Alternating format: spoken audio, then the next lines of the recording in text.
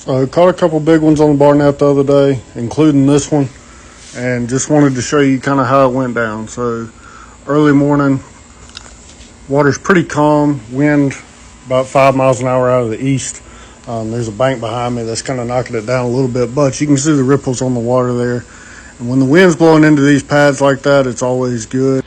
It gets the bait fish stirred up and gets the bass moving. So pretty solid morning right here. Caught a couple big ones, and really it doesn't take very long to get a bite. Pull up on this first set of pads. Sometimes they're on the outside, sometimes they're on the inside of the pads, and depends on the wind, the conditions, what the shad are doing.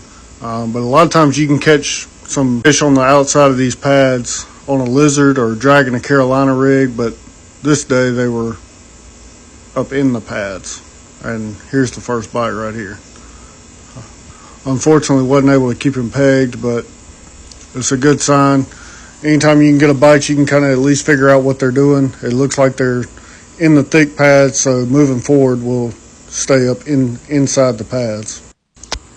As that sun starts to get higher, the shad will start moving around a little more and give you a better idea on what the bass are doing, because the bass will be chasing them. So they'll either start schooling it outside the pads in the channel, or maybe they're in the pads that are spread out, or maybe they're up in the thick pads. This morning they were up in the thick pads. So just being patient, working the frog across the pads. As you can see, we're in the thicker pads here instead of on the outside. This is where I get my big bite in here.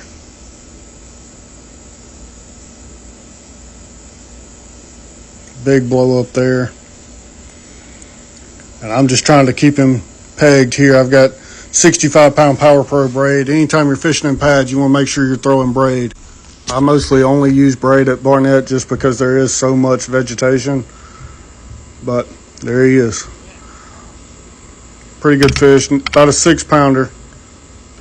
I'm guessing. I didn't have a scale with me, but I did get a measure on him, and he was right at 22 inches. So I'm guessing between 5.5 and 6 pounds, somewhere in there.